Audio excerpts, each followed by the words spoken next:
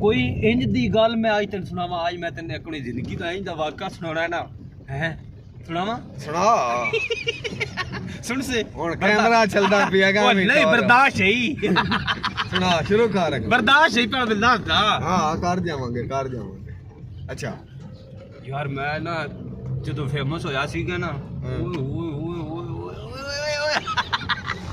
famous भी होया है ओ मैं ना मंड काट दित्ती है यार शायदी और भाई मोन ठीक तू मेरे को गाल सुना हला यकीन कर फकरी साडे थोड़े थोड़े रंग चिट्टे हुंदे ना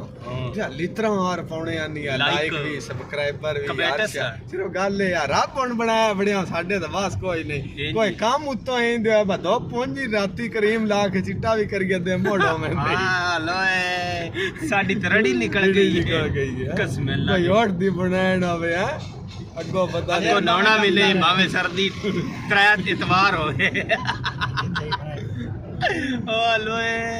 हमसे बिछड़ोगे तो गुमनाम हो जाओगे वो सदागरों की बस्ती में नीलाम हो जाओगे हमारे YouTube चैनल को सब्सक्राइब करें ना भूले हैं ना भूले सब्सक्राइब करना ना भूले इंदिया चबड़ी मारने बिलावा और केड़ा बाबा असि भी आ गया बंदे सारे मार लेते थोड़ी थक तुक लगी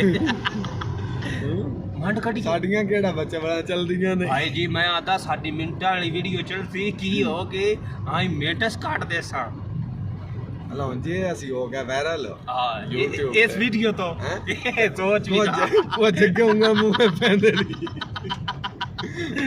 इस वीडियो वायरल हो जाना था हला हुन इनान चंगी मात भी दे हां दे ना दे भाई जान नमाज शमाज पढ़िया करो बैड़े काम छाड़ दो ते चंगे काम कीते ते साडे जे बिरावां जेड़ा ने लायक फॉलो कीता नहीं हला कोई आप भी चंगा करना हां बस मुड़ वे ये ਤੁਹਾਡੇ ਵਾਸਤੇ ਤੋੜੇ ਵਗਾ ਵਾਸਤੇ ये चंगा एक बात थोड़े बगैर सीगा ओके हो गया मिस यू हो गया शेयर करना नहीं भूलना अगली वीडियो का इंतजार जरूर करना है शेयर करनी नहीं भूलनी शेयर करनी किवें है भी पूछ लिया कि कमेंट च